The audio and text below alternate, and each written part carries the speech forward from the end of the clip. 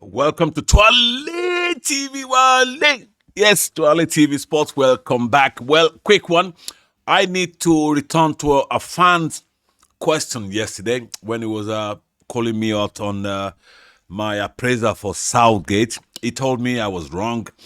I shouldn't be praising him so much. I mean, I could understand. So many fans were completely in disagreement with Southgate's tactics and his style of play, but I see it as a waste of time. Like I said in the podcast, he's been the same manager for the last 10 years or so. He's been England manager. He's been to how many tournaments has Southgate taken us?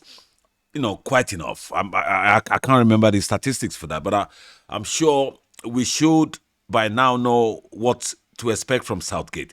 And the argument with the fan is I was praising Southgate as the best manager since the World Cup.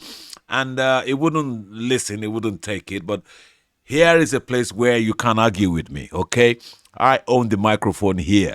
And I'll prove the point to you. I told the fan, I said, listen, if you're not listening, you will listen by force tomorrow. This is my take. The best England managers we've had, okay, you know, Capello, Sven-Göran Eriksson, Sir Bobby Robson, Terry Venables, all these great managers, they achieved so much in Europe, especially Sir Bobby Robson, Europa Cup, UEFA Winners' Cup, Champions League, everything, the whole lot, they won it. Okay, in Spain, in Holland, the same with Venables. He managed Barcelona. He won nearly everything in Europe. Came to Tottenham. He won cups. Excuse me. None of them has ever taken England to a final of a major tournament. As simple as that. Gareth Southgate hasn't got their record in club management. He only managed Middlesbrough, I think, and then he got this England job, and he was nurtured for a future England manager's role, and he eventually got a job. He was formerly managing the England under-21, and he did fantastically well with England under-21. His style of play, they love. His style of football possession, passing the ball. Gareth Southgate passes the ball. He keeps possession. And at the same time, he's very pragmatic. So it's like trying to have Mourinho and Pep Guardiola in one. And to some football fans, that seems impossible.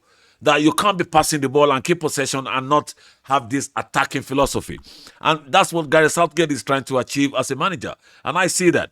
And I said, he is the best thing since Sir Ramsey winning the World Cup in 1966. Because if football is about results, like I said yesterday, if you can't beat his record of taking us to World Cup semi-final, World Cup quarter-final, and Euros final. No one has ever taken us to a final.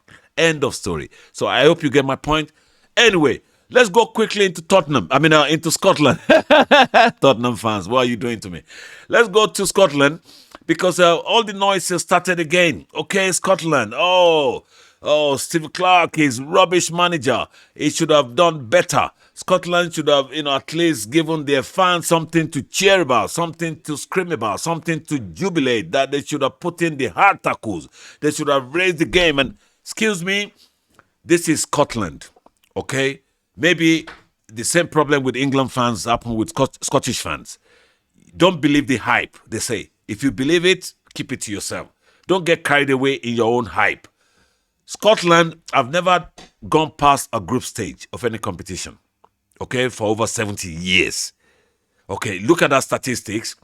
The amount of time they've qualified for tournaments is less compared to the amount of times they failed to qualify. I think they've qualified for major tournaments about a dozen times in 70 years, and all those times, and on each occasion, they've been knocked out of the group stages. Okay, this is my take. I don't want to join the bandwagon of, creating a mess where there's no mess.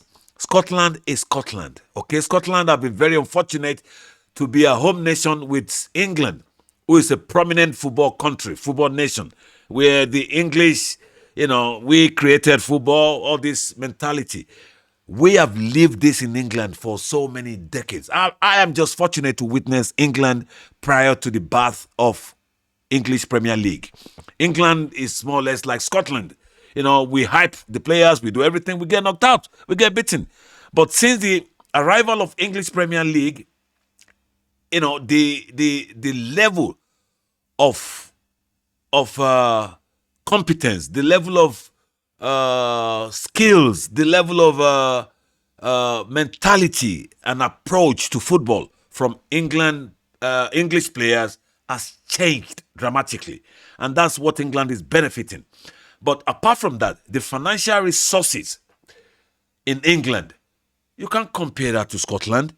So England have built the reputation to be called one of the favorite nations, one of the footballing nations, while Scotland still languish behind. Because you can't compare Scottish Premier League to English Premier League. With English Premier League, you have over 2 billion in resources every year. Scotland, how much? Please, I don't want to say it. I don't want Scottish fans to be on my back. Okay, so that is my take. Leave Scotland alone, please. Scotland is Scotland. Look at the whole squad. How many international players? I mean, how many world-rated player can you pull out of the Scottish national team? Andy Robertson, Liverpool. Who else? Excuse me. I was supporting Scotland because I just thought they could put up a fight and create an underdog spirit.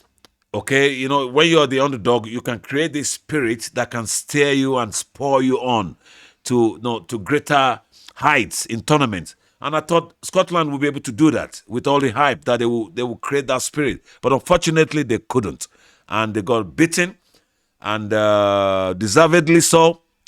They're not good enough. Okay, end of story. So don't bring the blame to Steve Clarke. Don't bring the blame to the players. It's the Scottish football. It needs resources. It needs development. If you look at the statistics, that is all they need. Resources, development. They will get 11 solid players out of Scotland. Trust me. But if they're not doing that, look at what is happening in England. Look at how much money is being spent on development. Even the lower league clubs, even the non-professional clubs are getting resources, financial resources from English Premier League's success. So until Scotland can do that to, seriously pump money, they're not going to come close. It's going to be, qualifying, getting knocked out again. I don't know. Maybe with a world-class manager, you can say, yeah, maybe they might have a chance. Yes, Steve Clarke is not Mourinho, he's not Ancelotti, he's not Jurgen Klopp. He's done his best, but, excuse me, it's not Scotland's fault for being knocked out. It's the resources and the foundation. The foundation has to change. Okay, end of story. Let me go enjoy the game. I just thought I need to come and respond to that fan. And then let's off tomorrow. England gets, scales through to the knockout stages. And from this weekend coming, we can start talking more seriously about this tournament. I don't see the tournament as a big debating point because of the amount of games and the amount of analysis you have to make. But when it gets to the knockout stages, we can see the direction. We see the momentum. We see who can win the tournament. We see who are the likely candidates going into the quarterfinal, going into the semifinal. And we'll start that for you from this weekend coming. So I hope you go and enjoy the evening. And I will. And we'll catch up tomorrow. England, Slovenia. A victory for England. Defi. I believe that. Come on, England. Anyway, Scotland, accept my sympathy and, I can't have a go at you. Okay, we've done that. I've seen lots of English football fans having a serious go saying, yes, they should have been knocked out earlier. Anyway, England, come on, let's do it tomorrow. And then we'll catch up tomorrow. Hasta la vista, baby. Ciao. TWALE.